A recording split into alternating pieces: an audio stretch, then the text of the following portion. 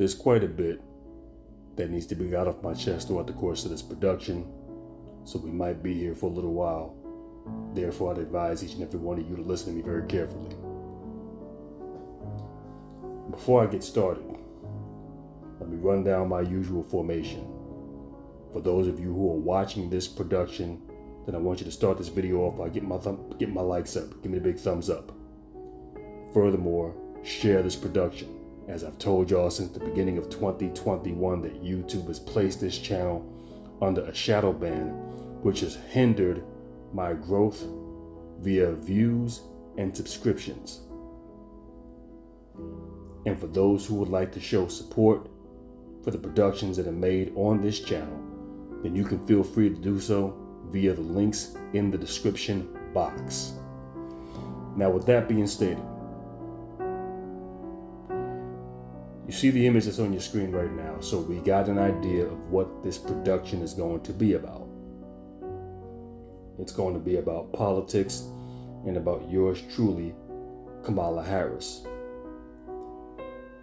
Now, before I get into that, let me just go ahead and briefly address this. If you ever want to know what a compromised man looks like, then I'll give you none other than the amazing Lucas. And as a matter of fact, I'm just trying to pull up something on my laptop. And see, here's the thing. With the amazing Lucas, I've noticed probably for about a month now, or about a month ago, sometime around then, that I said this guy's probably compromised, and it's only a matter of time before he confirms it for me. With this particular production, I actually had made a recording earlier today, but I had technical difficulties with the audio, so I ended up having to scrap it because come to find out it wasn't recording my audio. But I'm actually glad. I was upset when it happened, but I'm actually glad that it went down the way it did, because there's been some more information that has come to my direction. And there is a content creator, I believe he's a gamer on YouTube, goes by the name of Kai Cenat. I'm saying that. I think it's Kai Cenat, if I'm saying it right. And apparently what was happening was this brother, I believe, might be the largest live streamer here in the US on social media, has the largest platform. And the Harris campaign had reached out to him because she wanted to conduct an interview on his platform, because they figured that Donald Trump was successful at doing this on somebody else's, on another content creator's platform. So Kamala Harris, I guess, or her campaign, figured it would be a good look for her to go onto a large social media platform on YouTube. Now, if I'm not mistaken, I don't know anything about this guy, but I believe from what I've been told that he's a gamer. And earlier today, having a conversation with one of my best friends, he was telling me about this story, but I hadn't actually seen the story for myself. So after seeing it on a couple of other channels or a couple of videos addressing this, I decided to go ahead and try to find the actual video. And what do you know? I come across a video from the amazing Lucas. And the amazing Lucas is sitting here and he's going in on Black content creators who are suggesting or giving political advice that, hey, if you don't get something for your vote, then don't vote at all. Vote for the couch. And he's going in by calling them all kinds of names and just doing the stuff that you typically would see that Democratic shills would do, that a compromised individual would do. And then he decides to go in on Kai Cenat, because Kamala Harris tried to reach out and he said no, he doesn't want to do it. He doesn't know shit about politics. This is what he stated. He said this in a rant in some live stream he did. I don't know how long ago this was. I believe this was within the past 24 to 48 hours. In which I can't blame the man for feeling that way. If it's something that you're unqualified to do, then the best thing you can do is not get involved at all.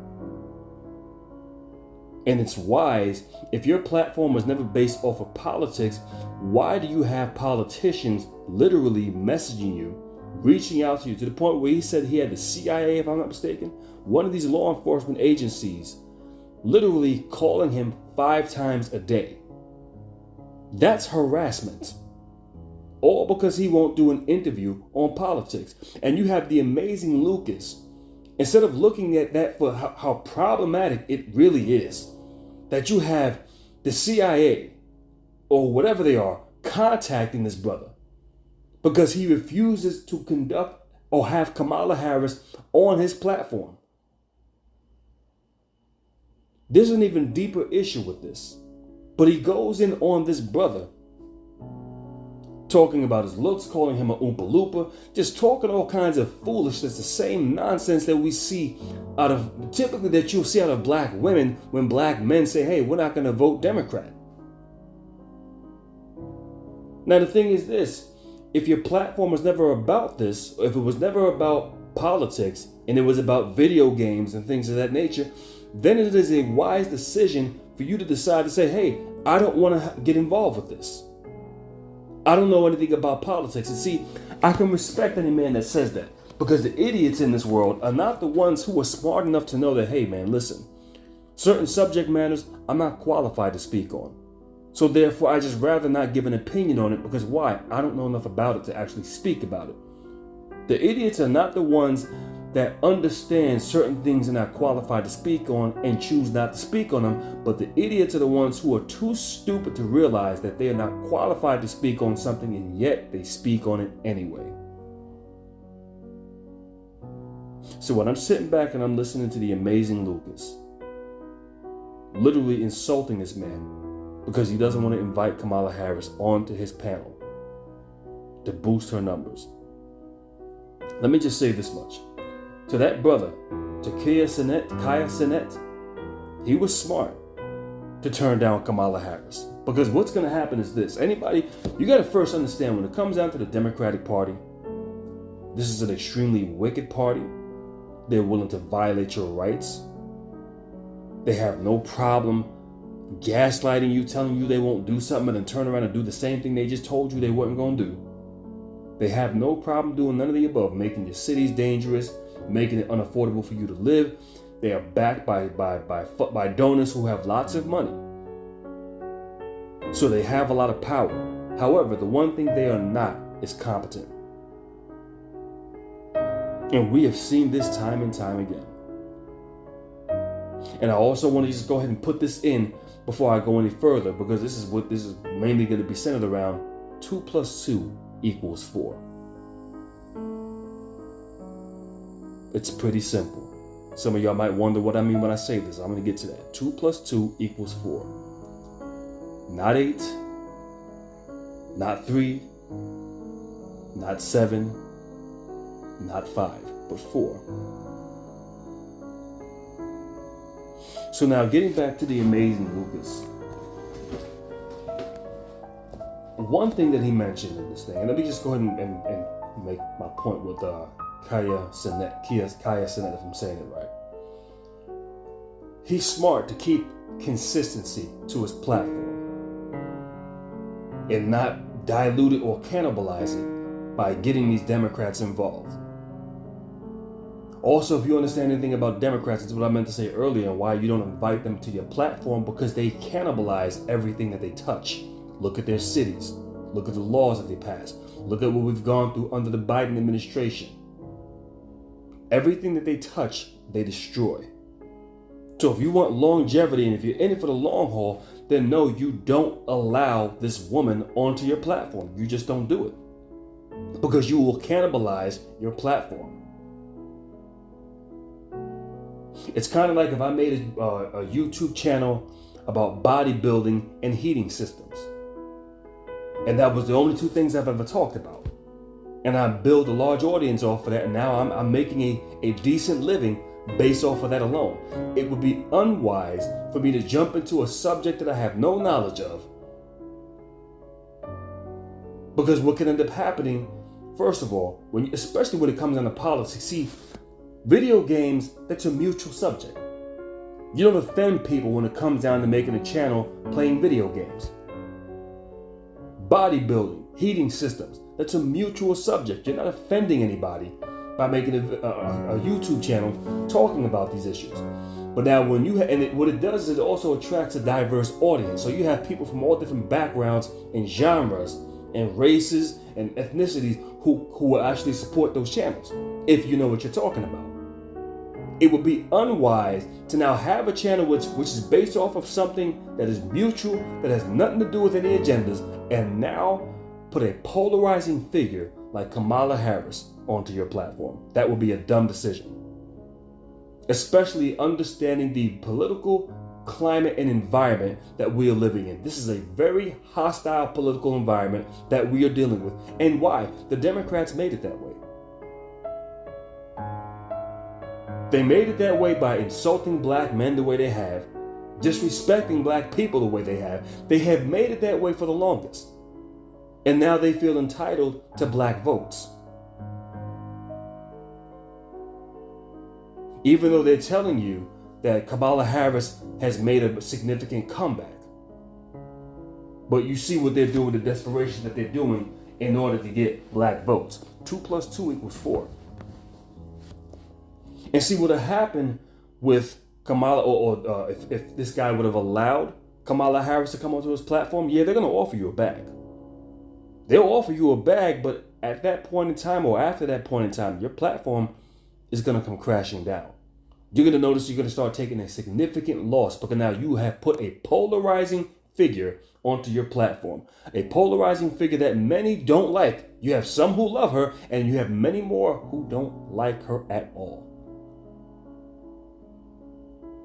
And it would be unwise for this brother to allow somebody like Kamala Harris to be on his platform. It would be wise for him to just stay consistent with his content. No, I don't want to get involved with politics. This channel is not about that. And you have every right to say that.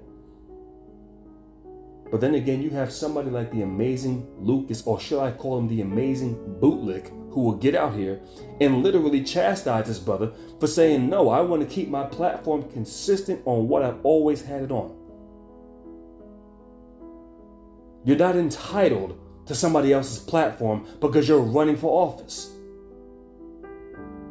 And this is what we're talking about when we say the invasiveness that comes within the Democratic Party. And we've seen this within the past damn near 4 years under the Biden-Harris administration.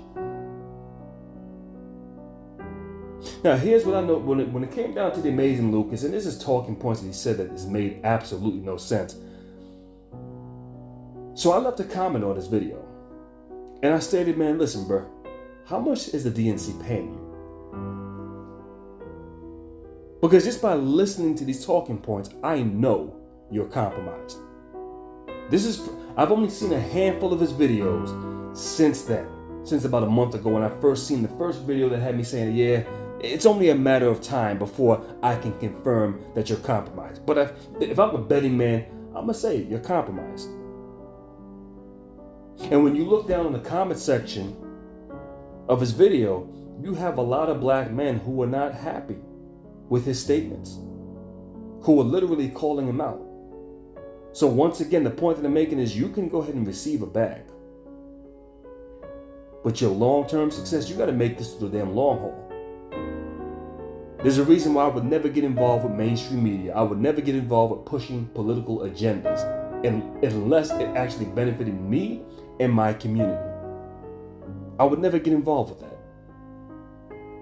Because depending on which way the wind blows, you might be doing good 1 minute and the next minute you're tanking, you're crashing and burning.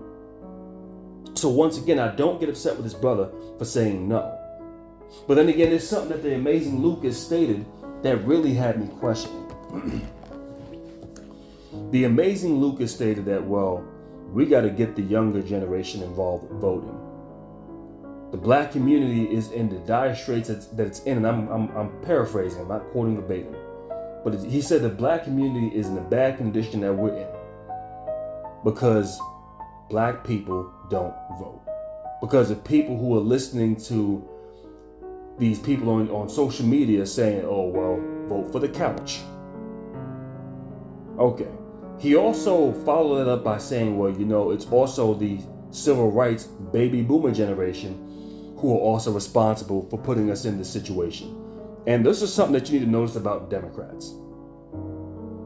They contradict themselves from one minute to the next. They don't know how to tell the truth, and now they have spun so many damn lies. They got such a weave of lies and just a hodgepodge of nonsense and a big mess they've made out of every goddamn thing. Because they say one thing 1 second, and then they completely contradict themselves. So now you have the amazing Lucas, who will say on one hand, will have the reason why the black community is in the condition that it is in is because the younger generation is not voting.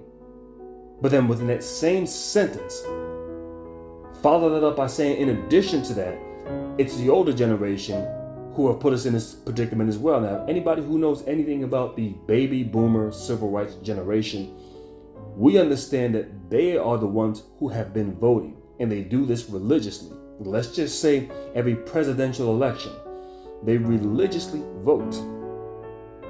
And they have voted the same way for more than 6 decades.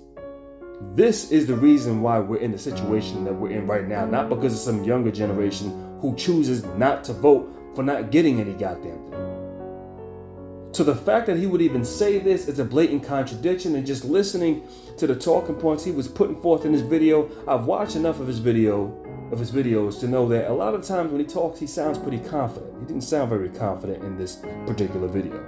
Why?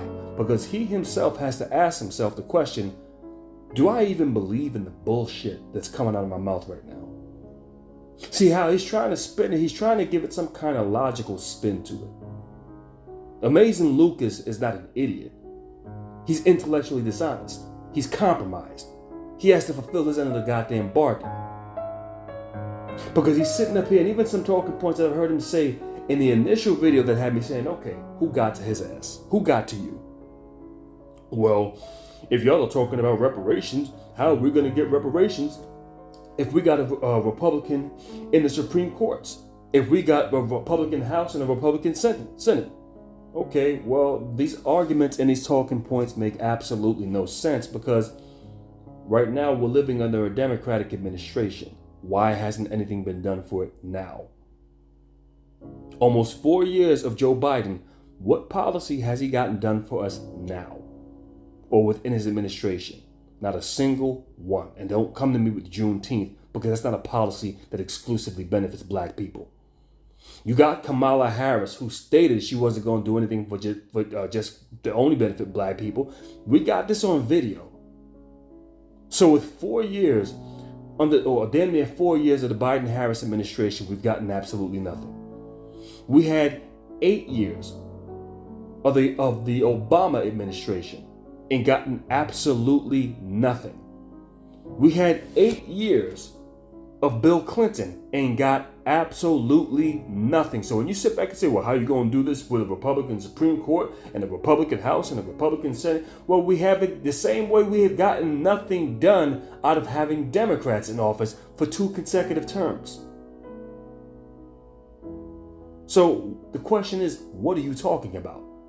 Because either way, we're not getting nothing out of the goddamn deal. But we do know that Democrats have flooded our communities with all of these illegals. We see this shit every damn day.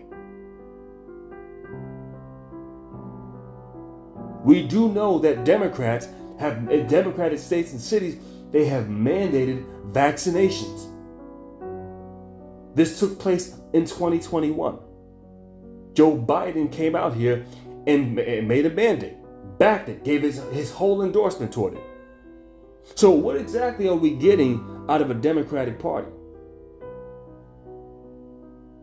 Because the way the amazing bootlick is saying it, that if we go out and vote for Democrats, that things will actually change, and nothing has actually changed. As a matter of fact, the anti-Asian hate crime bill that they passed back in 2021, within the first few months, within less than 6 months of the Biden administration, they were able to get that bill passed. And on top of that, tried to use black people as the faces of the ones who were going out harming people within the Asian community.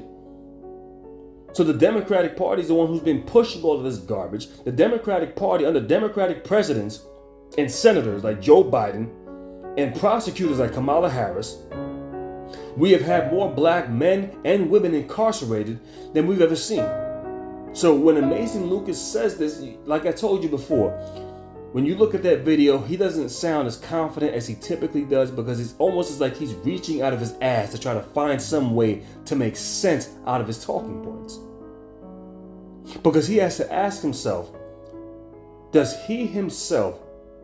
he himself believe in the bullshit that is being espoused out of his mouth right now?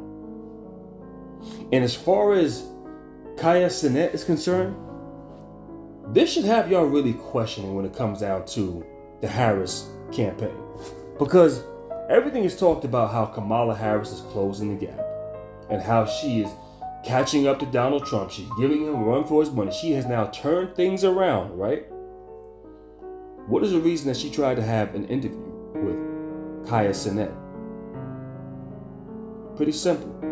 Because prior to that, Donald Trump had a successful interview on another YouTuber or mainstream, another social media content creators platform. I don't know whether they're streamers or they're gamers. I don't know much about these people. I don't know anything at all for that matter. But Trump went on somebody else's panel and had a successful live stream. And now the Harris campaign thinks that they can do this, and wait a second, maybe we can try the same. Well, wait, hold on a second. See, everything that they say is a matter of demonizing Donald Trump. But yet, when Donald Trump does something and is successful at it, here it is that you want to do the same thing. Because if Kamala Harris was that much better, shouldn't you come up with your own ideas rather than trying to do the same, mimic the same thing he did, to the point where y'all are now calling and begging this content creator to sit down and have an interview with Kamala Harris, to the point where the CIA or whoever's Secret Service is contacting this man? But you're supposed to be so much better. What this really goes to showcase is what I've always told you about Kamala Harris, or what I said in the last production particularly, that Kamala Harris is an empty suit. No creativity, no talent, no originality. A complete gimmick, an empty suit, a bite-off, a rip-off. That's what she is. But now, with that being said, there's something that I wanted to show you, because I found that rather strange that, what's his name? Kai Cenat was contacted over the phone, because there's something similar going on. And as a matter of fact, let me go ahead and pull that up. So I wake up yesterday morning, I drag my ass out of the goddamn bed, and I come and I sit down. And I say, let me continue on with what I was just, the stuff I've been doing the past couple of days. Just go on Facebook and see if I get more advertisements posted on my wall about the Kamala Harris campaign. And lo and behold, I look at one. One comes up on my wall, as to be expected. Like I told y'all, I can get on Facebook 50 times a day. And every time I get on Facebook, I'm going to see something about Kamala Harris. That is guaranteed. So as I'm sitting down and I'm looking at another Kamala Harris, I think it was some donation link or whatever that always comes up. All of a sudden I'm sitting down and I hear pa-ching, the Facebook Messenger app. And what happens? I see exactly what y'all are looking at right now. Kamala Harris messaged me from her Facebook page. Well, now, whether it was her or not, just the fact that a political candidate is messaging me. I've been on social media for a number of years, and the time I've been on social media, there has been countless politicians who have ran for office, but who have never messaged me. So I found this to be awkward. And let's just take a look. And it says, friend, I'm running to be president of the United States. Now is our chance to make history. Are you with me? And it says that Kamala Harris is responding to a comment you made on their page. So it says Kamala, so we have to assume that it's her. All right? I'm just going to go ahead and just say that it's her, whether it was her or not. It's from her page. So we're going to have to assume that it is just off of the dynamics of what we're looking at right here. And when I got this, I just sat back and I looked at it for a second. I said, let me make some phone calls. Let me contact a couple of friends that I know and ask them about this because this shit was strange. And then when I'm hearing what I'm hearing earlier today, how this YouTube content creator, this live streamer, who makes content pertaining to video games, if I'm correct, that has absolutely nothing to do with politics, he's now being contacted by the Kamala Harris campaign and Secret Service agents or FBI agents, whatever it is. That's crazy. Or the CIA. I think it was the CIA that was contacting him, if I'm saying it right. When have we ever experienced this? And the thing is, I could go on social media and I don't see advertisements about Donald Trump. I don't see messages. I've never received a message from the Trump campaign asking me, hey, are you in support? Now the thing is, this is where I left, and this was yesterday. But here's the deal. Several days ago, there was a survey, do you support Kamala Harris? I made it clear, no, I don't support her. And just to make it clear, the message that she's responding to is a comment that I left on her one of these advertisements from her page. Will you donate to Kamala Harris? I said absolutely not. If I'm not mistaken, the comment has one response where somebody's agreeing with me saying, yeah, I feel the same way. Me neither. And it has about 4 likes. So it's relatively minuscule. It's minuscule, as a matter of fact. It's small. But that was enough for her Facebook page to respond back to me. I mean, I thought this was strange that Kamala Harris would actually reply. And the thing is, I don't have no large following on Facebook. I don't care to have a large following. I'm not even that active on that. I mainly go there just to read other people's stuff and things that interest me. Other than that, listen, it can be years before I put up a post or a picture. But why was it that the Kamala Harris campaign had contacted me?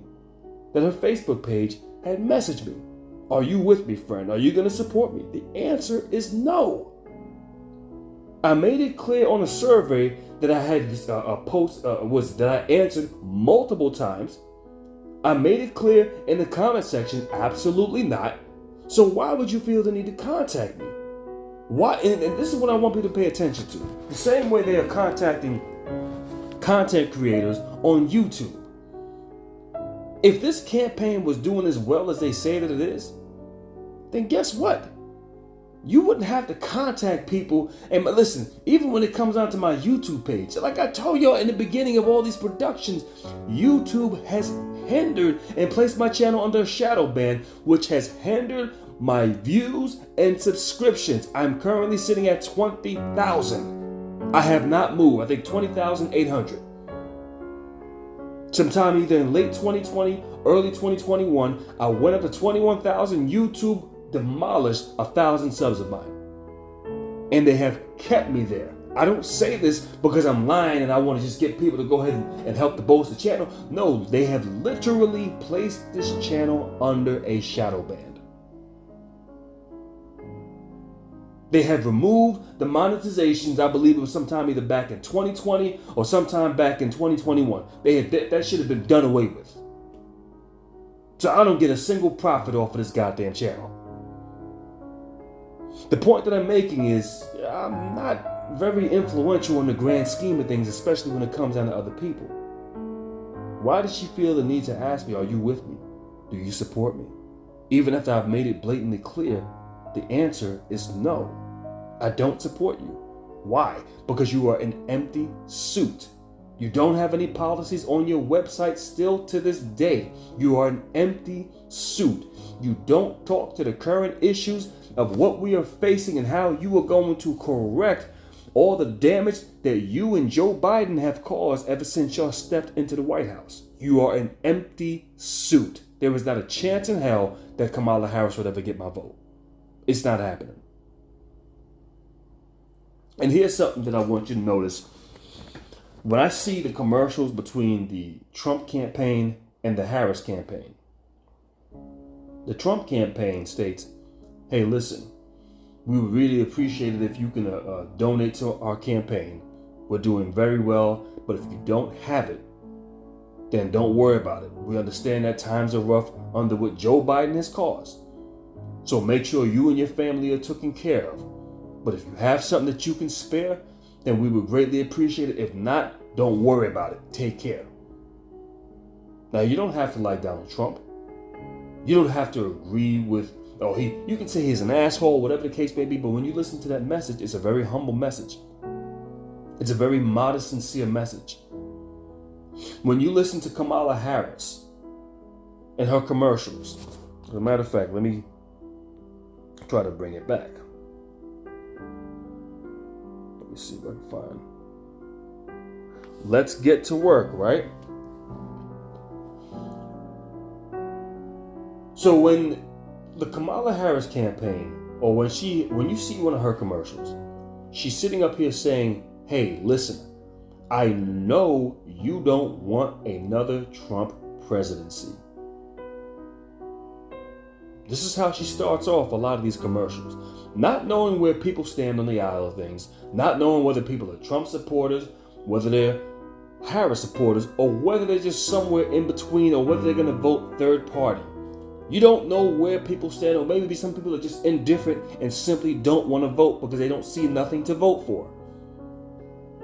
But you notice with Kamala Harris, they're automatically, and this is just not just with her, but this is also with the Democratic Party, that they try to tell you what your interests are. Just like when Joe Biden was running, we know you can't wait to get these vaccines. Not asking the people what they actually want, but literally telling you what you want. This is disrespectful, condescending language. And funny, the caption says right here, let's get to work. Get to work doing what? To help her accomplish her dreams, her ambitions, her goals, what she wants to get done out of life. Now, mind you, she's part of the reason why many of you are having a hard time financially right now. She's part of the reason why many of you have illegals dumped into your community right now, tearing the cities apart. She has spoken to nothing to how she was actually going to fix these problems. But yet at the same time, she could sit up here and expect you now. I know I can count on you. This is how they talk to you. To go out here and help them accomplish their dreams. I mean, this is blatantly disrespectful. And then this administration wonders why Kamala Harris, look, listen. I don't know who are the strategists in the Democratic Party, who's advising them. I don't know like I mentioned, these people, they're extremely wicked, they're extremely powerful, they have deep pockets, but they're not very competent. And everybody that they put out in front of us is just another incompetent jackass that furthermore damages their reputation and their credibility.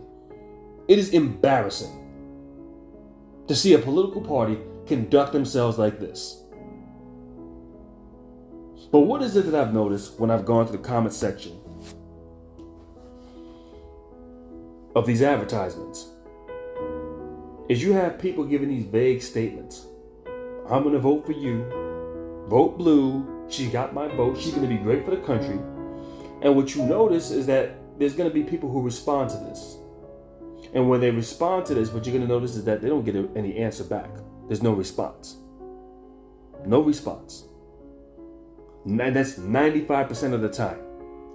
And what people ask when they respond to these, oh yes, I'm going to vote for Kamala Harris. She's going to be great. We got to save democracy. they'll ask her, okay, can you tell us what her policies are? And what you're going to notice, like I told you, 95% of the time, they don't respond. And a few times that they do actually respond, they say, she's better than the alternative. We can't get Trump back into the White House. We need to save democracy. These are typical talking points that what you're going to see. As a matter of fact, the other day, I had to take somebody off my goddamn Facebook friends list. And this just lets me know that I got to be more cautious on who I allow onto my friends list. Some of y'all ain't got no business being on my friends list, but yet and still y'all are there. So I'm going to start vetting your asses very thoroughly. And when I start seeing some questionable shit to a certain magnitude, I'm just going to take you off. That's it. But this female was on my Facebook friends list. And as I'm scrolling down, like I told you, I can always find something every single time I go onto Facebook pertaining to Kamala Harris, trying to speak in favor of her. They've stated how 79 million people approve of Kamala Harris, or whatever the number is. Don't quote me verbatim, but this is what they're saying. But this female posts something about Kamala Harris in favor, because we all know that people are questioning whether she's really black. And she's stating that Kamala Harris is a black woman. For whatever damn reason, I don't even care. My response back to that was, okay, well, why is it that all she has to do is be around black people, go to some HBCUs, be a part of some black fraternities or sororities, take photo ops? Why is that enough to get you to vote for Kamala Harris? And when you ask them a very direct question, what you're gonna notice is they don't have a direct response to what you just asked them. They go all over the place. And she, just like the rest of the Democratic shills, will sit up here and go right back into race. And I didn't ask any questions about race, and I kept on bringing it back to what I asked you. I said, okay, that's not what I asked you. Oh, she has a black father, point blank period. That's not what I asked you. I'm not questioning her race. I don't even care to have that discussion because it's irrelevant. But why is her being in some black spaces all it takes in order for her to get your vote? Can you explain that? Are you going to address the question of what I asked you? And what you're going to notice is when you start having conversations or trying to get these people to give you a sound, legitimate answer, they're going to completely deflect. And when you hold them and point them right back at what the initial subject is, what you're going to notice is they're going to become they're going to get disrespectful. They're going to start being condescending, and it's going to eventually boil down to disrespect. And eventually what this female ended up saying is, you are nobody to me. I don't got to answer you. And I'm thinking to myself, this is strange because I don't know how the hell you got on my friends list, because I don't request people that I don't know, nor do I have similar interests with. Now, I've had debates with this idiot in the past and realized, okay, yeah, we don't see eye to eye. So I don't know how the hell you got here. There's only one way you could have gotten here, by actually requesting me. Because once again, if I don't know you, I'm not going to request you. If we don't share similar interests, I'm not requesting you. That's just the way I operate now. So there's only one way you could have gotten on my friends list. That would mean you would have had to request me. So just based off of that, I said, all right, it's just time to get your ass the hell up out of here. We're done with this. I'm not going to go back and forth with you. You're an idiot. I responded back by saying, what you just stated to me is the reason why stupid people like you should never be allowed to go into a voting booth in the first place. Because there was nothing more to say to somebody like this. Because you don't have not one sound answer to as of why you're voting for Kamala Harris. Damn her race. What are her policies? And what you're going to notice is time and time again, these people don't have a single fucking answer. And when you hold their feet to the fire to as of why you were out here voting for somebody who hasn't put a single policy on their website, you're going to notice that they're going to just turn to disrespect. I don't owe you anything. I don't need to reply to you. You came to my comment section and blah, blah, blah. Okay, yes, I get it. I responded to a post that you put up and to a comment that you left. But the thing is, you posted this shit publicly.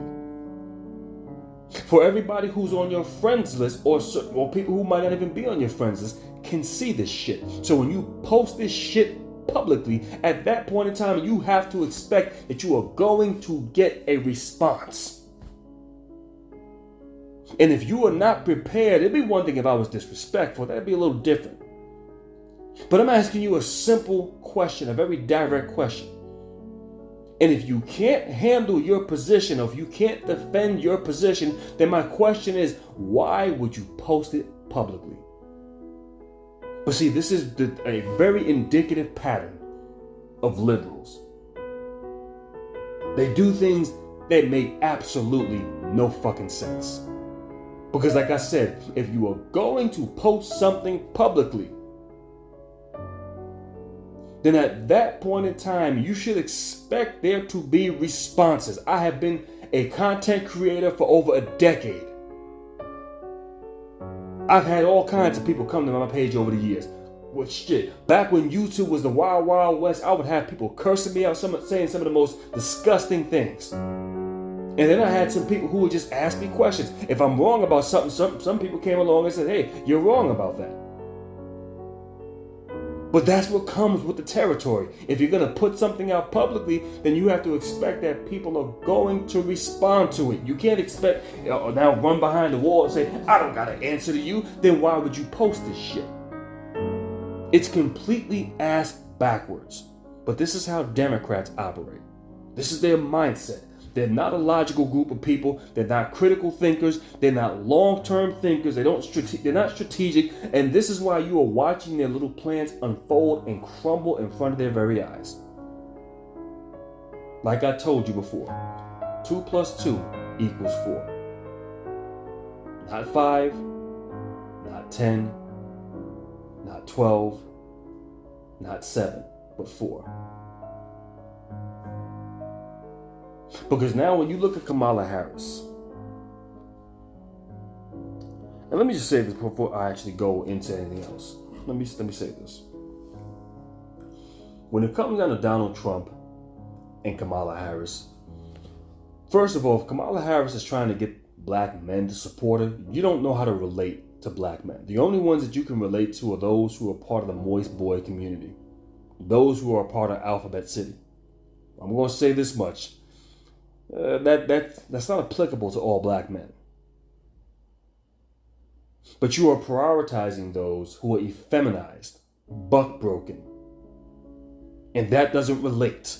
And what you are finding out is heterosexual, masculine black men, such as myself, don't relate to you. You don't know how to relate to people like me. So therefore, we don't care to speak to you. And I'll be damned if she didn't find this out the hard way when Kai Cenat was like, listen, I don't want to be bothered with this shit. Leave me the fuck alone.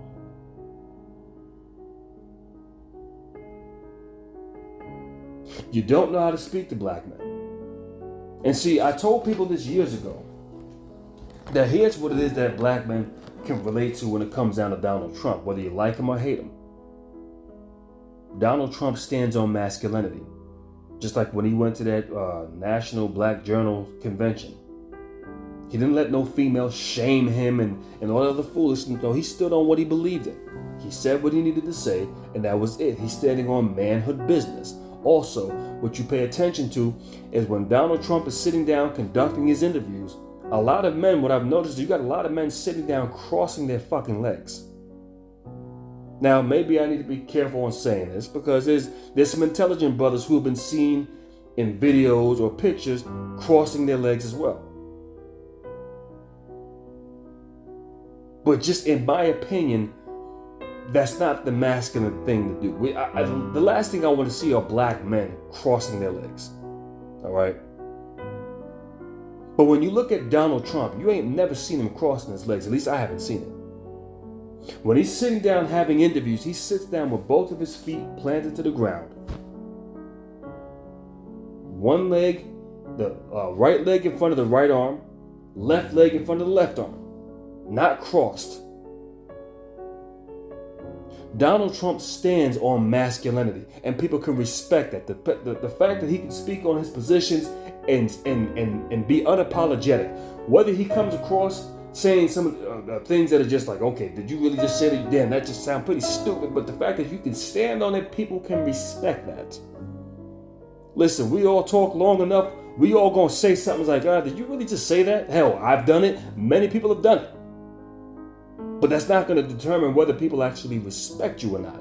People can still respect Donald Trump even if he says something completely stupid. Because he stands on masculinity. He's relatable to men. He's relatable to the alpha male species. And this isn't a matter of me putting him on a goddamn pedestal. But this is a matter of me just simply acknowledging the facts. Kamala Harris is rocking with this whole black girls rock, sister girl slave routine, and a lot of brothers are fed up with this shit. It has been stated for well over a decade that black men are tired of that black girl magic bullshit. We're sick of it. We can't relate to that. Because in many cases, these females are not we know in no case are they promoting masculine black men. They promote black men from the Alphabet City community. These are the same females who will see black men in dresses, skirts, lip gloss, and lip balm, prancing around and gyrating in mini skirts and pom-poms and booty shorts on, or a fucking G-string or a thong, talking about these are strong black men. Listen, men like myself don't relate to that. And see, let me just tell you something when it comes down to the Democratic Party. The problem that they're really having. This is the stupidest party I've ever seen in my entire goddamn life. They're not strategic. And they figure by wagging their fingers in the faces of black men, get your booty to the polls, all this disrespectful bullshit that they have showcased for all these goddamn years, they thought this wasn't going to come back to haunt their stupid asses, and now it's backfired. Because behind all of this disrespect, now black men are tired. See, to be disrespectful, to go out here and disrespect and say, hey man, listen, I'm gonna disrespect you, now go out there and vote for me. That's a pimp hoe relationship. And the last time I checked, no masculine man is about to be pimped. You got a problem if you think you about to pimp me. That ain't happening. See, a female has no problem with a pimp smacking her upside her fucking face and saying, bitch, go out there and go bring me my money and turn them goddamn tricks. And she'll do it in a second. Come back home to that pimp and give him some head. Give him some ass at the end of the goddamn night. That's what'll happen. She has no problem with that. Being abused, being disrespected. Hell, she might even get turned on by it. Listen, I gave you all a breakdown in the last production of what we've seen out of let me just say this, out of a uncomfortable portion of black women and how they'll accept disrespect. Masculine, heterosexual black men cannot relate to that bullshit. We don't relate to being pimped. You disrespect us, we're going to let you, or put you in check in a second and let you know, watch that tone. Take the bass out your goddamn voice. We don't relate to that. So when you see Kamala Harris trying to get the black male vote, well, let me try to appeal to the Alphabet City community. No, it's not working. You don't have a large enough portion of the numbers to get you over the goddamn hump. And like I said, the Democratic Party isn't intelligent because you thought you were going to play this divide and conquer. Let's go ahead and bring up the women. Let's empower the women and have them wag their fingers in the faces of black men. And that's not working. As a matter of fact, this is one of the dumbest strategies that you can ever use. How the hell could you ever win an election being this stupid? Because now what you did was you divided your goddamn base. Half the base don't even support you anymore. Because why? You have been too damn disrespectful. And listen, that becomes extreme, especially when you're promoting foolishness and nonsense to black men. That's going to most certainly backfire on you because listen, even when you have black men that want to look at things like get your booty to the pole and not have a problem with that, see, other black men are going to check them. And then you have to explain why you are so soft, so weak, so much of a goddamn simp that you can have these damn strippers come out here telling you to get your ass to the goddamn pole, shaking ass, and that's enough to get you to go goddamn vote. Alpha males ain't gonna be around people like that. We gonna exile people like that out of our goddamn circle. We don't fool with damn simps. We've been calling them motherfuckers out for damn years now. See, Kamala Harris has not been paying attention to the climate that has been taking place all over social media. There's a reason why Passport Bros and all this other MGTOW and Red Pill and this pill and that pill has been able to run amok within the past decade. Because what men collectively are saying is we're sick of this bullshit of having our women lead us. Having some buffoon like Sonny Austin from the goddamn View talking about, black women are gonna drag their men to go out there and go vote for Joe Biden. The mothers are gonna get their sons and the husband are gonna drag their husband. The wives are gonna drag their husband. Heterosexual, masculine black men don't want to hear that shit. Alpha males ain't getting dragged nowhere to where we don't want to fucking go. It don't matter who the hell it is. So when y'all sit up here and y'all start having these goddamn buffoons run their goddamn mouth, it becomes that much more offensive, and it becomes a guarantee that one half of the voting block you're not getting. And now it has become so egregious now that now you are seeing more black women than what I've ever seen in my life who are now speaking out against this. And I'm going to say good. For those of you sisters who are not on board with this bullshit, this is not the time to remain silent. For those of you who are getting out and speaking up against this is the time. Because this is going to determine for when y'all want to say we ain't all like that, this is what's going to prove that. Is when you're getting out and you're taking action to prove, listen, I'm not like them females over there. Don't lump me in the category with them. It is no different. It is no different than one of these women, one of these females try to put me in the category with the manosphere. And I made a video immediately. Don't lump me in no category with the manosphere niggas. I don't fuck with them. I never have and I never will.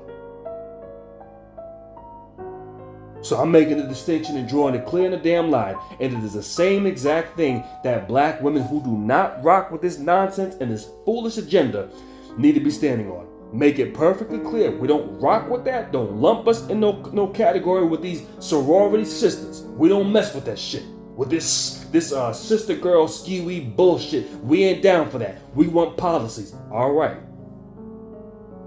So now we are seeing a sizable portion of black women. I'm seeing it every single day. A video going viral from a sister saying, we ain't with this shit. Calling out other black females who are supporting this garbage. And I say, keep up the good damn work. Because that's what is needed. You see, the Democratic Party is so damn divisive that now when you have literally divided your base and you have crumbled your base. Like I said, you try to get get your booty to the polls and think that you can get a segment of weak ass simps to go out here, man, that's a good idea, ain't nothing wrong with that. You're gonna have masculine alpha males like myself that gonna call your ass out. What the fuck is wrong with you thinking like this? As a matter of fact, get your ass the fuck up out of here. You can't be in the same space with me. You's a simp ass, you a cornball. You stand on no principles. You have no integrity. Therefore, you can't be respected. If you will easily fold this easily over damn fucking what is it? Fucking I can't. You know what? Let me just calm down. If you would fold this easily over some damn mediocre strippers getting out here and shaking their butts and telling you to get your booty to the pole, if a real situation break out, you ain't gonna know what to do as a goddamn man. You ain't gonna back me. So therefore, I can't have you around me. You're a simp. Get the hell out of here. That's what's going to happen on the male side. Now, when it comes down to the female side, and you got black women that see the nonsense that's taking place and what they're going through ever since the Biden-Harris administration had come into fruition, and then you got foolish black women talk about, we're going to go there vote for Harris. Now you're going to be challenged and called out, well, wait a second, we can't rock with that. We can't rock with that. And now, see, every time that happens, you make it that much more difficult for these very same females who will go out here and would have voted for you to all along and have done it religiously. Now it becomes a taxing thing because if I do this, I might get called out. If I do this, I might have some fallouts with people that I really don't want to sever my relationship with. This is why this is a piss poor strategy. The smartest thing that the Democrats could have ever done was to keep the base united. We want you black men and women getting along with each other so that way y'all can all be on the same accord. We're not going to disrespect y'all because we want you to go out here and vote for us. These Democrats are so stupid. They thought they can use this pimp hoe relationship. And guess what? What has been showcased for more than a decade now, all over social media, is that black men are not going for this. We're speaking out against this. And at some point, they were too stupid to realize that maybe this is not the best strategy. See, when Republicans fail and they don't get their base to go out there and vote for them in record number to get them over the hump, they get humbled. They become apologetic. They put the blame on themselves. We had failed miserably. This is what took place back in the midterms in 2022. We dropped the ball. But now when it comes down to Democrats, they think they can just sit up and wag their fingers in your face and blame you. You black man practically put Trump in the White House. You know what? If that's what you're talking about, you just might have black men deliberately and intentionally put him into the White House. If black men not voting for him back or not voting for Hillary back in 2016 was what put Hillary or Donald Trump into the White House, well, black men, with the way y'all keep talking and trying to shame us, might very well be the reason why Trump takes the White House in 2024. These are stupid, piss-poor strategies. And the way y'all try to talk to this community is you try to talk to this community like a pimp deals with his hoe. And guess what? You have a lot of black men who just, including myself, who ain't going for that shit ever. It's not happening. And now what you are seeing is Kamala Harris is in desperation mode. The Democrats are in desperation mode. Just the whole strategy. If they were smart, first of all, like I told you, 2 + 2 = 4, not 8. If the Democrats were smart, they would have understood Joe Biden ran 2 other times for president and failed miserably. Hillary Clinton ran 2 other times and failed miserably. And see, the thing is this. If Democrats were smart, they would have seen that and they would have went back to the drawing board since 2016 and said, okay, we got to get a young candidate. We can't trot out these old horses. We can't do anything else with them. Your time has expired. Hey, we got to get somebody new. And they would have been setting up younger candidates to go ahead and take that position. But they figured they could go out here and, we can manipulate Joe Biden.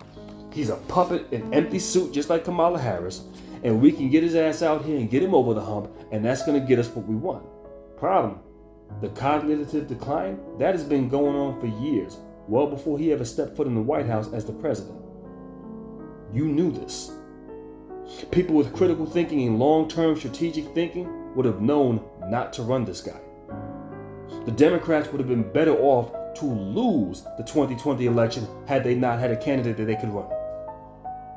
You know what? Scrap that one. We can take a loss on this one. Let Trump win. Because here's the deal.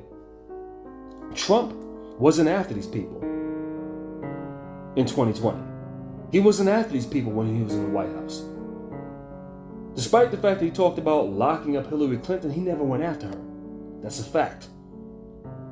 And had they just let him win in 2021 or 2020, he still wouldn't be going after them.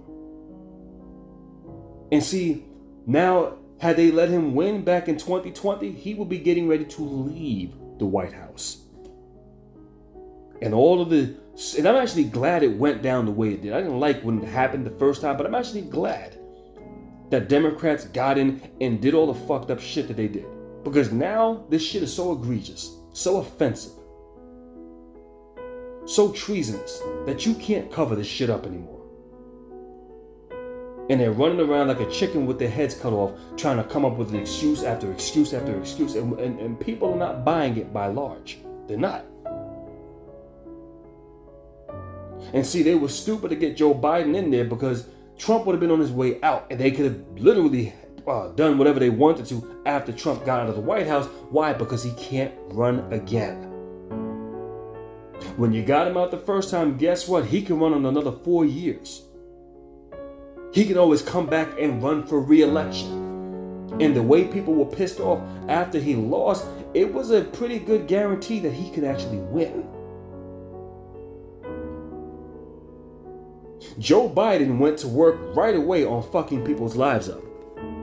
And if the Democrats were smart, they would have said, okay, the first 1.5 to 2 years, we'll turn things upside down. After that, We are going to do things that are in favor of the American population. So that way, why? We have to prepare to have an established reputation to say that we did things to fix your life and years of a track record to prove this.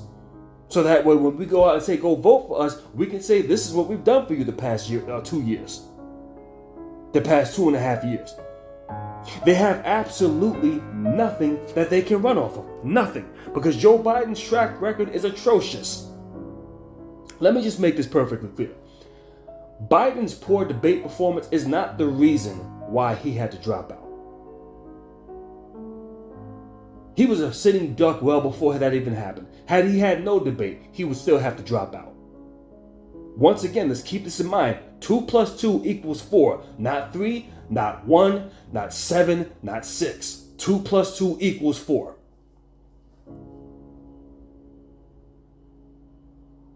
So when you think of the fact that Joe Biden already has the lowest approval rating of a president of the United States, Kamala Harris has an even lower approval rating. But now you see the numbers for Kamala Harris, and they don't add up. Once again, 2 + 2 = 4. But now getting back to a strategic position, if they were smart, they would have let Donald Trump win, and he would be on his way out. And now you never have to worry about him coming after you. But no, what they chose to do was they finessed a victory. Got Joe Biden in. They had a bunch of things that they could run off of to say, hey, this is why you need to get us in. And now you're in there. And instead of leaving Donald Trump alone, you went ahead and you poked the bear. You went ahead and you tried to trump up all these charges. First, you went to work fucking up the American people's lives, which is now turning people who initially did not like Donald Trump to say, guess what? I'm going out and I'm going to vote for him. People who never voted for him back in 2016 are most likely going to vote for him now. Why? Because you spent so much time screwing over the American people's lives, and people realize, okay, we didn't have these issues under Trump, and now on top of that, they spent all of this goddamn time trying to get Trump prosecuted, trying to get him locked up, and people are pissed off. Now what you have done, the very same sleepy giant who never had a reason to go after Hillary, who never had a reason to go after any of these Democratic candidates. Had he won, they would still have nothing to worry about had he won back in 2021. Now with everything that you have done now, and it's all have seemingly has failed. Now you have to worry if he gets into the White House. Project 2025 is not what we gotta worry about. They use it as a fear-mongering tactic. They know that there's gonna be hell to pay if he gets in the White House for them. The country as they know it is going to be over. That's what they're in fear of. No, we don't need. Why the hell is this? Get out of here. Go back to my damn. Get out of here. Jesus Christ. I don't need no updates right now. But they understand that the country as they know it, the stuff that they've been able to get away with, they know or they suspect that there's going to be hell to pay behind all the bullshit that they put Donald Trump through. And see, the thing is, I never thought for 1 second that Donald Trump would actually get locked up. It just doesn't make any sense. Now, some people were saying it was very possible, and I say I don't think so. And I listen, if I were a betting man, I would say it's not happening. Why? Because there's too many different things behind that just look horrible. That you can go after a former president over frivolous, fictitious allegations. Allegations that are not important to the people. And here's the reason why it didn't work. Because what they were trying to push, they could not get the masses on board with. Nobody cares if he paid Stormy Daniels for hush money for having sex with her. Who the hell cares? That doesn't pertain to people's pockets. See, Democrats, like I told you, they're not very intelligent. Nobody cares about him taking classified documents with him when he left the White House. We don't care. Why? Because it doesn't impact our pockets. Listen, let me give you an example really fast. Let's say you got somebody managing maybe some properties, residential or commercial. You got them managing some properties, and okay, they come there, they managing things And they made things pretty damn good. Everything is going well. People's lives are doing great. The repairs are being made. The cost of things are kept down. And it's because of their good decisions that they make that the properties are thriving.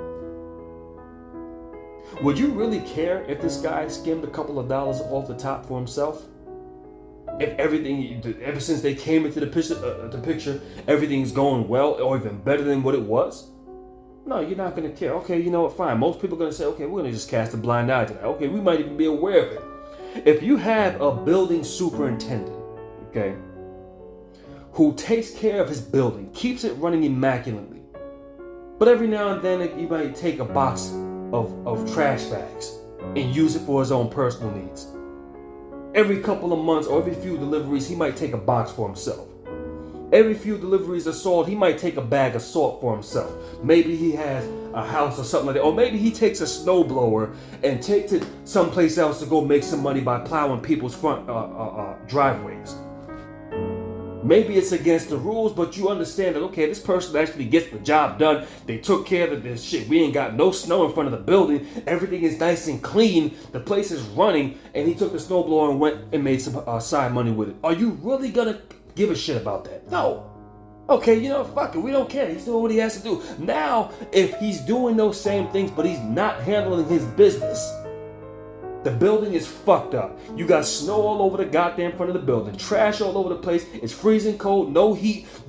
What? And you out shoveling other people's goddamn lawns and driveways with a snowblower that belongs to this property? Oh no, we got to get rid of your ass.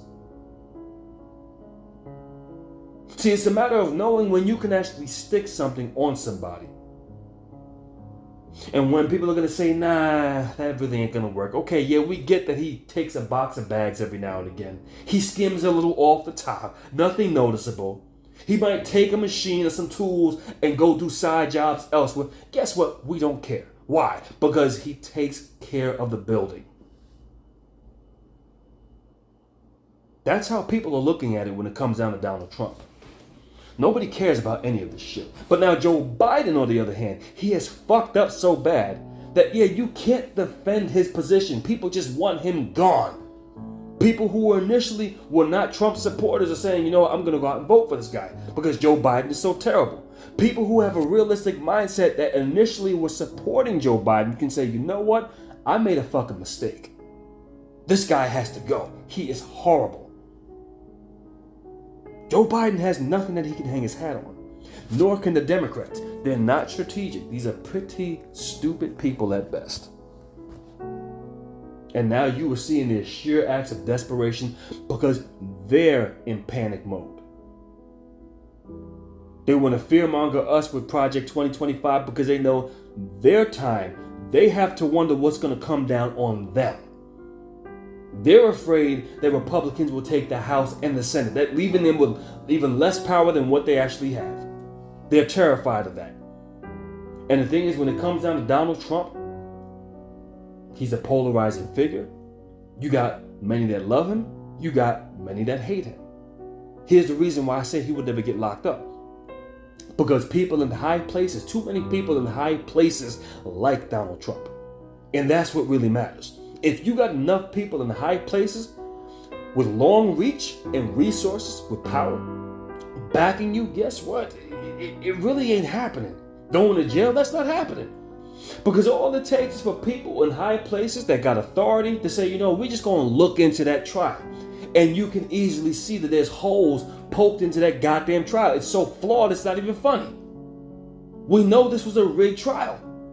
So therefore, no. And we seen what happened. The Supreme Court, we ain't doing that. That's not happening. The Supreme Court stepped in and shut down most of this bullshit. Now, he might get charged with something, but he's not going to jail. We know this.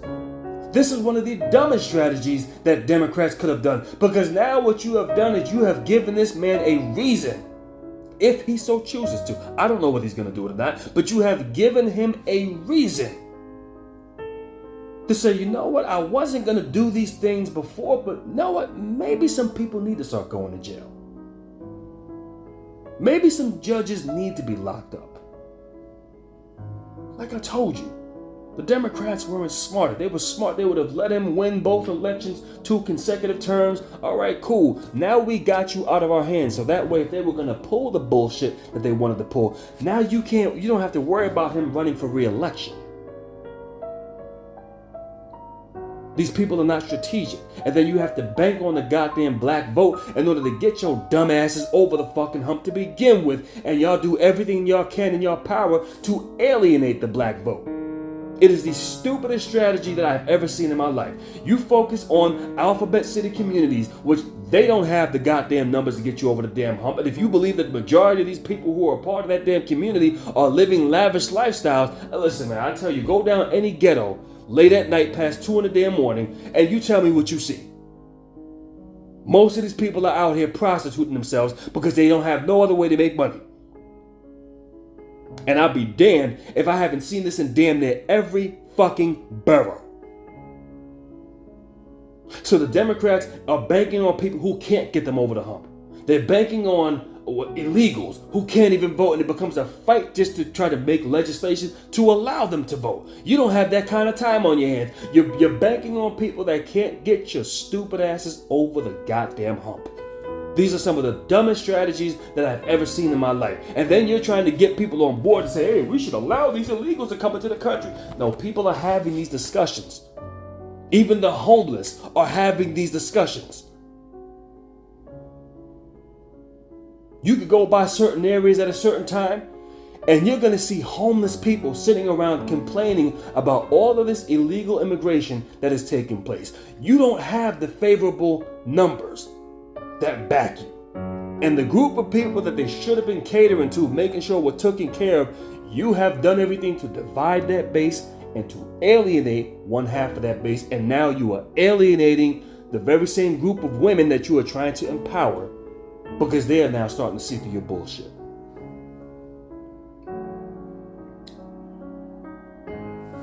Let me put the fan back on for a second, because now I want you to take a look at something.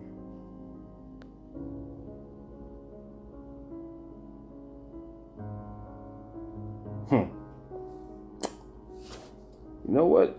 Let me see something.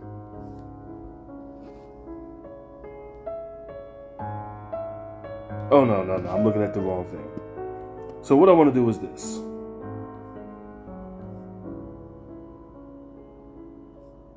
Not that either. That's it right there. And what I really want you to pay attention to is the numbers down here. Look at the numbers. All right. I screenshotted this maybe about 2 days ago. This has 1.2 million plays, which are views, the same as views. 1,100 shares, 2,000 comments, and 41,000 likes or reactions.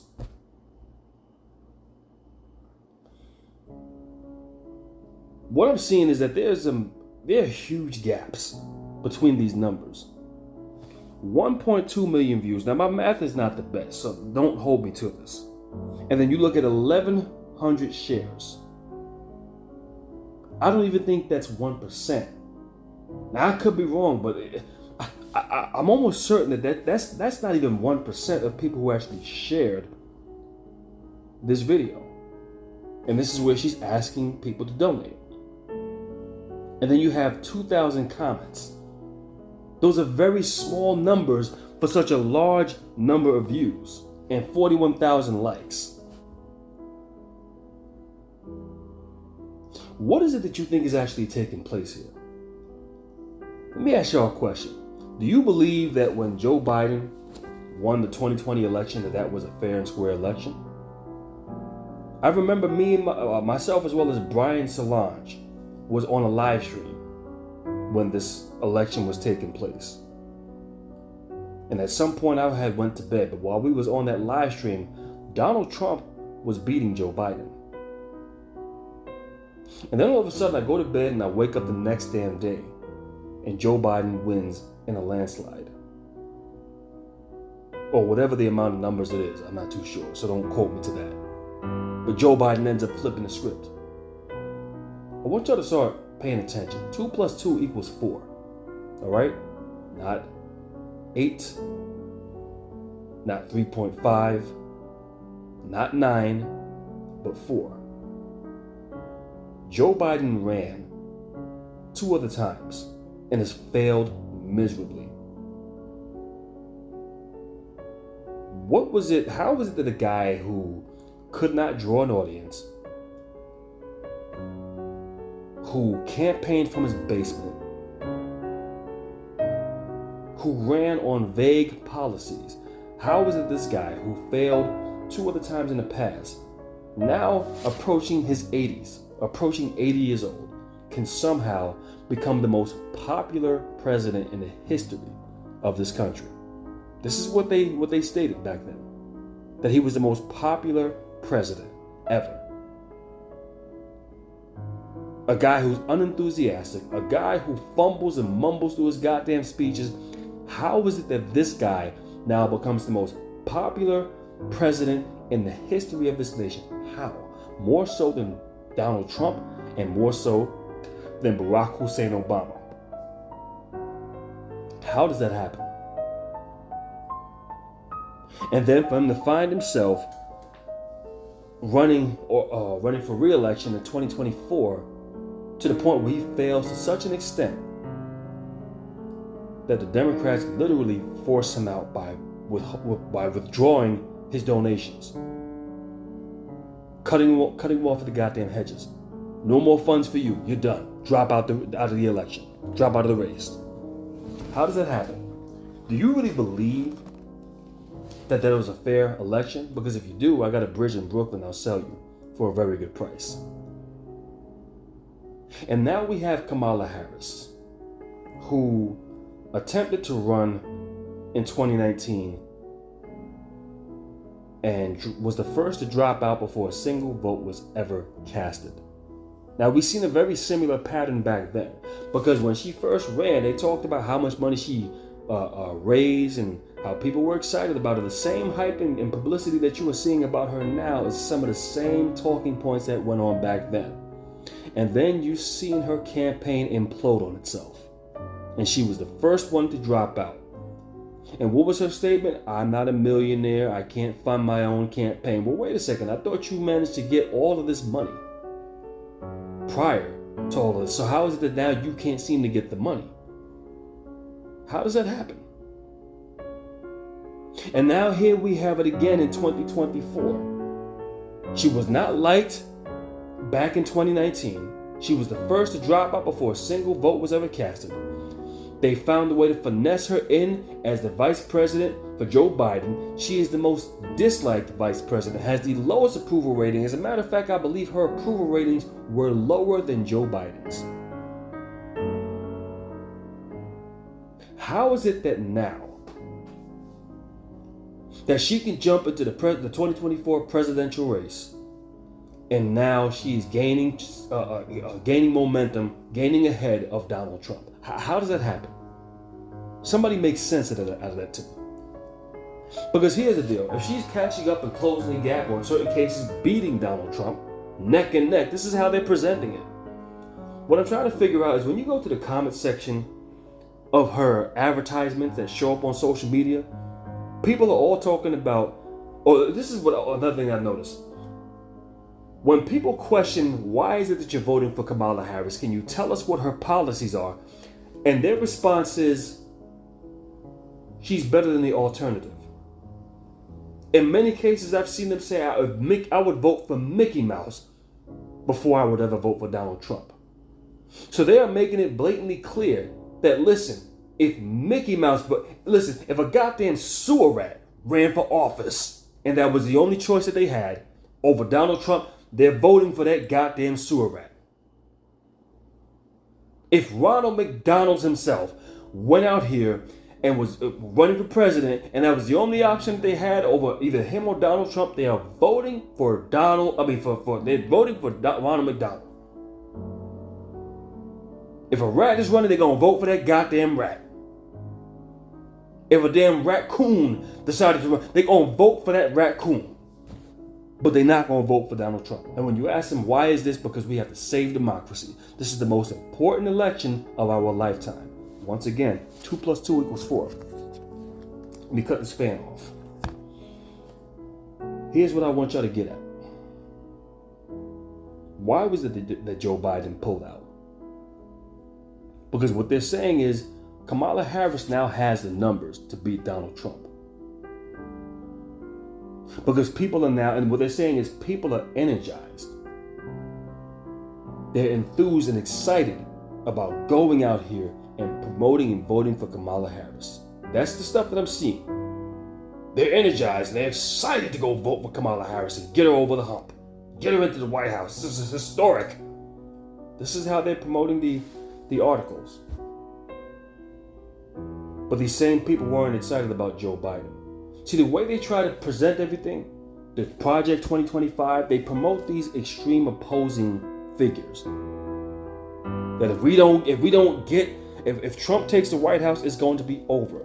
Now, anytime somebody thoroughly feels like that, then it doesn't matter what takes place. Let me tell you something right now. What is the reason that they pulled Joe Biden from the race? Because he doesn't have the numbers. People were not enthused to vote for him. People were questionable about voting for him. Why? Because of his mental state. So they don't want to vote. And what I'm telling you, just look at that. It's blatant hypocrisy. It doesn't align with human behavior, is what I'm saying.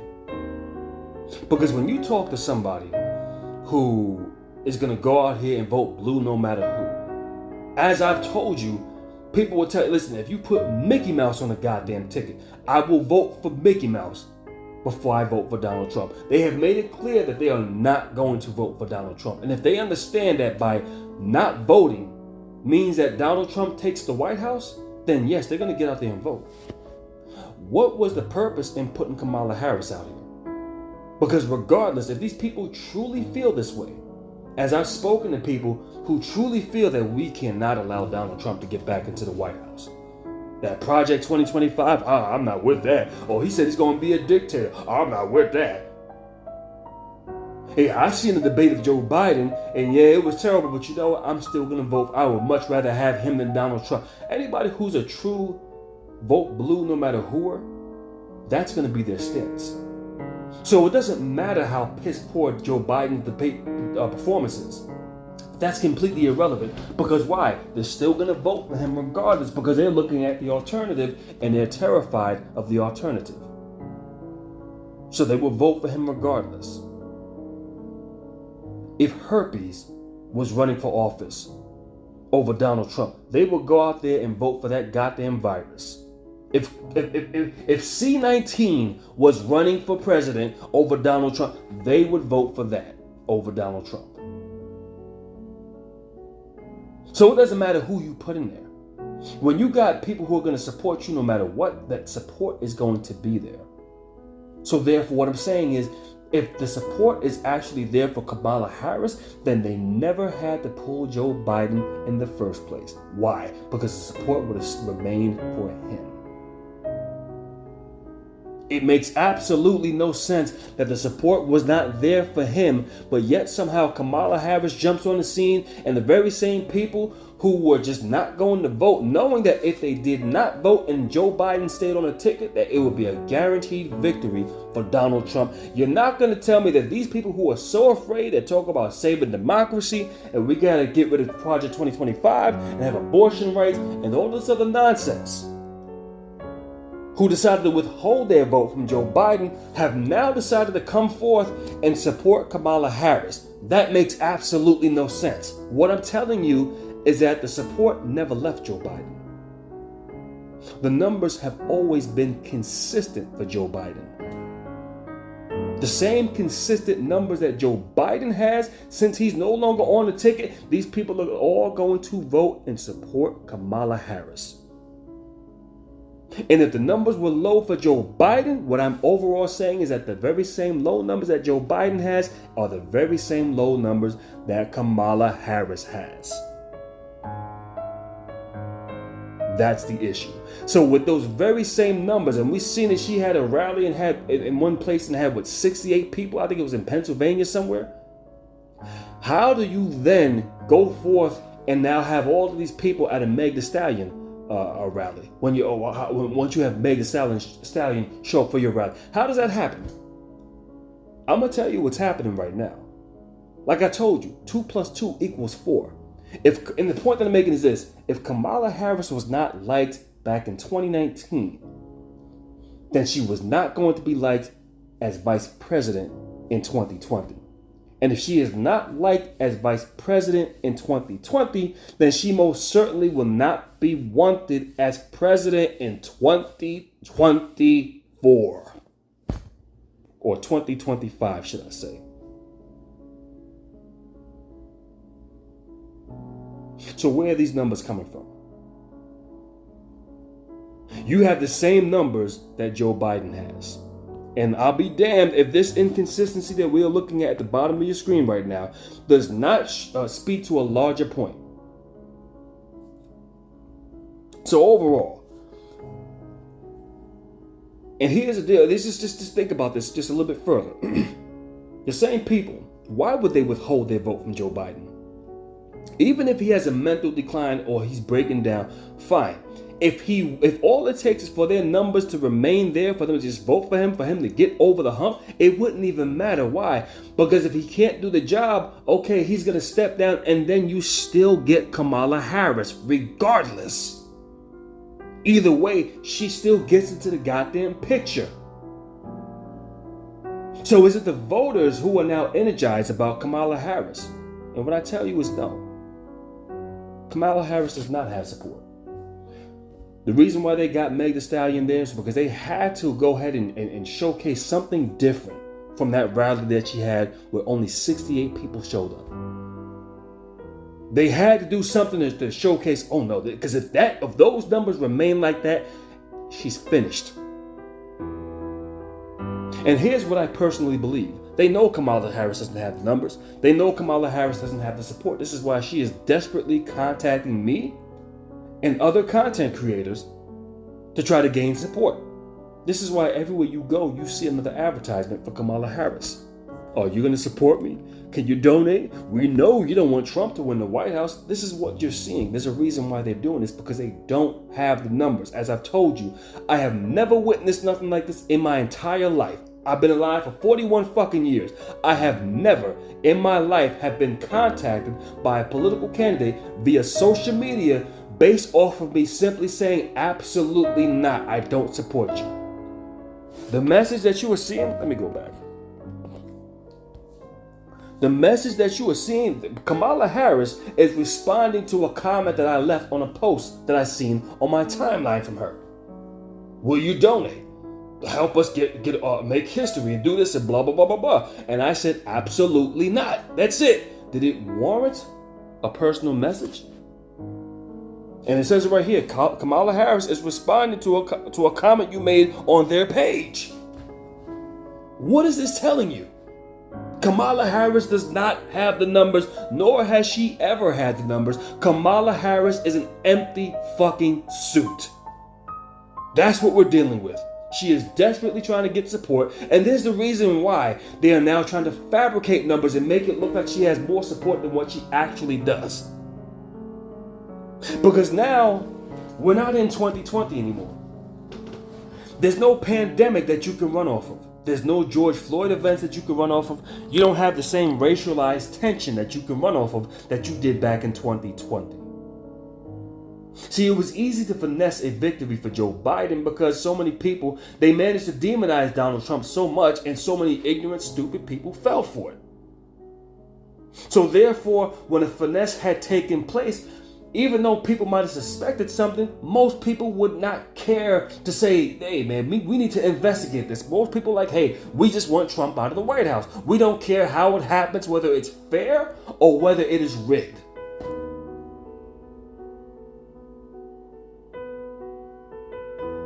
And that's how that happened. But now what Joe Biden has done, which is so egregious, and here's just a quick piece of advice. Had Joe Biden just kept everything as it was, Joe Biden would win in a landslide. Had he made people's lives a little bit, let me rephrase that.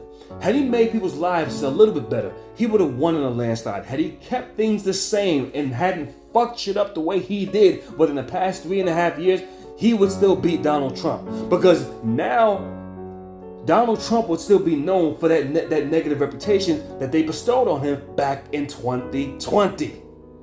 He wouldn't be able to shake that. Why? Because Joe Biden has not sunken below him. What Joe Biden did was get in the White House and sunken so far below that what you have done is you made Donald Trump, you resurrected the man. You made him look like a fucking hero, which they are depicting him as. And Democrats have nobody to blame for this but themselves.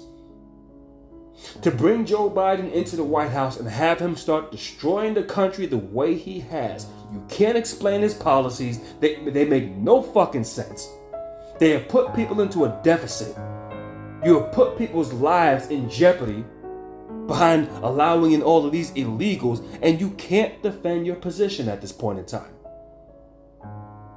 So whatever was looking bad on Donald Trump back then, guess what? People are looking back then and say, you know what, people, things were actually pretty good. And now people aren't going to remember Donald Trump for having all of this stuff bestowed upon his reputation. People are saying, wow, shit, I'd rather go back to what we had under Donald Trump. But people are looking at Joe Biden and realizing, shit, I can't afford a goddamn thing. Not to mention mandating vaccinations, unpopular policies. Somebody should have pulled this piece of shit out of the White House a long damn time ago, and you might have had a chance in saving Kamala and getting Kamala Harris over the goddamn hump, if that's what they really wanted to do. Like I told you, Democrats are not intelligent. These are not strategic people. They make some of the stupidest choices that will guarantee an inevitable, a miserable loss for them. It guarantees that. So now that you don't have these things to run off of anymore, and now that you have gone so far low that you have made Trump look like a hero with everything that has taken place, they don't have no means that they can finesse a victory for Kamala Harris. They don't have nothing that they can run off of. No 2020 pandemic. No racialized tensions and riots going on all over the country.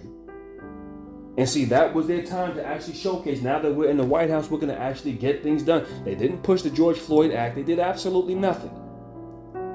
You showcased blatant disrespect, and you're giving people no reason to vote for you. So now they understand that Kamala Harris does not have the support. She never did. And she never will. So what they have to do, okay, get Meg Thee Stallion out here. We don't care how buffoonish this looks. We just need to be able to have optics of Kamala Harris standing around large crowds. And if we can get her around large crowds, energize people or make it seemingly energized, then guess what? When we fabricate these numbers and say over 79 million people are excited and energized to vote for Kamala Harris, guess what? At some point, people are going to actually start buying it. If we say it enough times, they're going to actually think this. Because there's no way that we can legitimately get her over the hump authentically. It's just not happening. She does not have the support. But if we can convince people that, yeah, she's energizing all of these people, if we can convince people that there's just all these stupid people willing to go out and vote for her, then shit, if we can finesse a victory, then nobody questions the results. And this is what they're attempting to do again. The only problem is, what I believe that they're doing, they're just throwing something out there and they just want to see what the responses are going to be. This is why they're all over the place. This is sloppy work. But let's just gauge what people are saying. Let's see how many authentic responses we are going to get, authentic reactions we are going to get to Kamala Harris. Will you support her? Oh shit, that's not looking good. Because they can get a majority of people to say, okay, yeah, man, you know what? Damn, it looks like she has this one in the bag, man. We're going to lose this one. Then guess what? They can easily pull off a goddamn steal. Because why? They got people to believe it. If they can convince you of something, they need the momentum. I told y'all years ago, this is a game of momentum. The more people they can get involved with their finesse to just believe that it is true. You don't have to be involved with it, but as long as you believe it, then you're not going to question the results when they finesse another victory. This is what it is. Kamala Harris is not liked, nor has she ever been liked. Democrats are too stupid to know how to go ahead and cater to a base that can actually get them over the hump. As a matter of fact, what they do is they alienate their base, which is going to guarantee that the large block that you had to go out and vote for you now has diminished. That's what it guarantees. They're cannibalistic. And this is why they're in desperation mode. This is why they're reaching out to Kai Cenat, hoping that he's going to get them onto their panel or onto his panel to interview Kamala Harris. The reason why that is why? Because he has a large audience. It doesn't matter whether he's politically educated or not. As a matter of fact, the less he knows, the better. If we can just get her around large audiences and we can spin this any way we want, we can now say, oh, look at all of these people who are energized. They could be booing her in the background, but they'll just spin it and say, oh, look, all these people are cheering for her. If they can get enough people to believe this, then they can finesse another victory. This is the only reason why they're doing this. So Kai Cenat was smart to say no. I don't want to have an interview with her. I don't want her on my platform. I don't discuss politics. I don't know shit about politics. I don't want her on my platform. And see, all of these stunts that they pull, I can't even say seemingly. I can't even say little by little. All of these stunts are blowing up. It's backfiring on them and blowing up in their faces. It's blowing up right in her fucking face. This message that she sent me, she thought she was going to get me on board, blew up right in her face. Them trying to get people like the amazing Lucas to get out here and be a Democrat shill. Guy, here's the problem with amazing Lucas. You don't come across as authentic when you're backing this agenda. And we all can see this shit, and this is why he's getting the pushback that he's getting. Once again, another piss poor strategy that is blown up right in their face. This entire thing is imploding on them. But like I said, it's up to you. If you run around and authentically believe that they got this in their back pocket, then listen, man, I got a bridge in Brooklyn. I'll sell you for an even cheaper price. Don't waste your money. But if enough people know and see the game of what they're doing and how they are trying to finesse the American people by pulling this bullshit, putting up fake numbers, all of these people who go, oh, I'm backing Kamala Harris, but not a single one of them could speak to not one agenda that she has. It's the same consistent track record amongst these people. So if you talk to people who support Donald Trump, regardless of whether you like him or hate him, they can give you reasons of substance as of why they actually want to vote for the guy. At a bare minimum, have a reason of substance as of why you support somebody. None of these idiots who go out here and talk about their backing Kamala Harris can give you any reason of substance as of why they're voting for her. And just from what I've seen on the comment thread, these are typically older, white, liberal females who vote for her or say that they're voting for her. And you got to really question how legitimate is this really. So like I told y'all, this is what you're dealing with. They're trying to convince you that they believe that if we say it enough times, hey, and you believe it, that's good enough for us. If we say it enough times, then you'll eventually believe it. But if they realize, holy shit, nobody's buying into this, they're not falling for it the way it took place in 2020, and now you have more than enough people who actually want to see Trump win. So if they finesse a victory, no, you're going to have important people say, hold the fuck up. What the hell is going on here? Now they understand that there's going to be hell to pay. And what I believe could potentially happen is if they can convince enough people that she legitimately has the numbers. You don't have to like her, you don't have to vote for her, but if they can convince you that she has the numbers in her back pocket, they could go ahead and finesse a steal. But if they see that it's not working and people ain't falling for it, now they know they attempt to finesse another steal. They're afraid of the ramifications that will come directly behind that. And that's what we're dealing with. What we're seeing about Kamala Harris is that Kamala Harris is nothing more but an empty suit. She does not fit the qualifications of being president. And if you think, well, we're going to vote for her because we want to see the first woman, nobody gives a fuck about that. And just once again, just to go back to my point of 2 + 2 = 4, all right? The larger demographic of people in this country are white. That's the largest demographic of people in this country. They're white. Hillary Clinton ran up against Donald Trump, all right? See, the thing is, when you look at these consistencies, you have the same person that ran in 2016 and defeated a white woman who is now running again in 2024, and they are trying to parade Kamala Harris as a black woman. What happened in 2016? Hillary Clinton lost. White women did not back Hillary Clinton. All of this woman power and girl power shit, and we want to see the first woman, that would have made sense when it came down to Hillary Clinton, and they did not back her.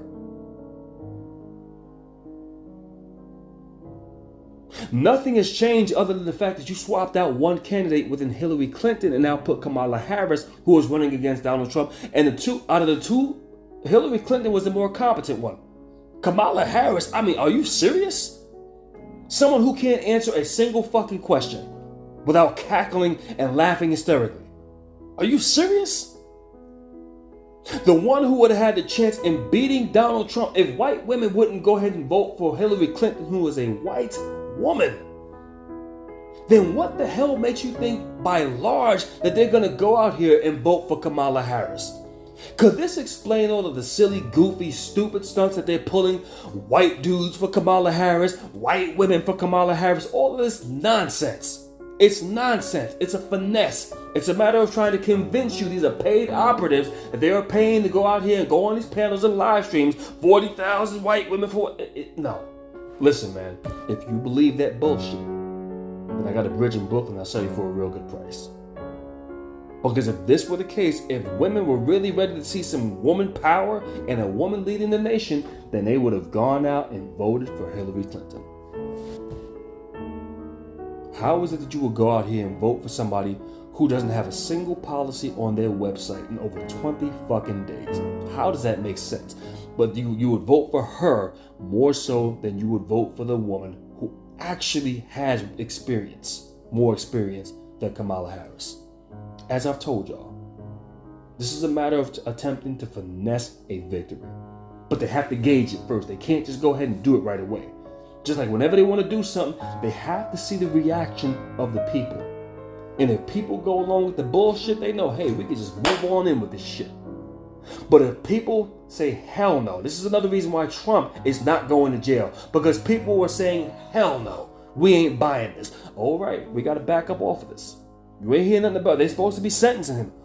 That was supposed to happen a while ago. What happened? They backed off of that. Why? Because the people were not on board with that shit. They did not have the momentum.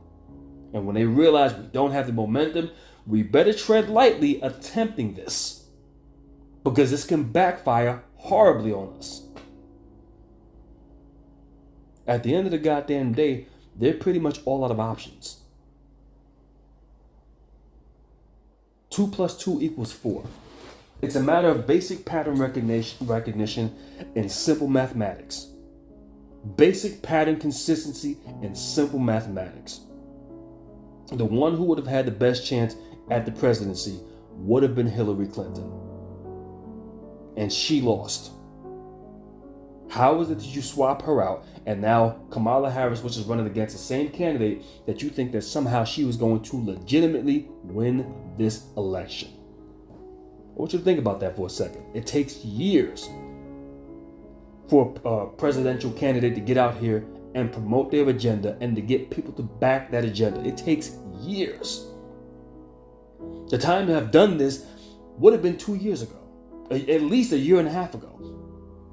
How do you swap her out within 6 months of the election, or swap out Joe Biden within 6 months of the election, and then think that Kamala Harris just comes in and steamrolls all of this support? All the numbers just jump up all of a sudden. It makes no sense. Once again, 2 plus 2 equals 4. That's simple. There's a simple formula to understanding that 2 plus 2 equals 4. And what they're trying to do is rig that formula and convince you that what is virtually and literally impossible within this day and age somehow can become possible. But like I told you, they can only do this with you on board. And you being on board does not mean you have to go out here and vote for Kamala Harris. You can be a Trump supporter. You on board is just a matter of you believing that Kamala Harris actually has the numbers in her favor. Kamala Harris is nothing more but an empty suit. She's too incompetent for the job. She's too incompetent and unworthy of the position that she sits in right now as vice president. She is a danger to herself and a complete liability to this entire nation. And with that being stated, that's all I got to say in this production. And I'll catch you on a later date.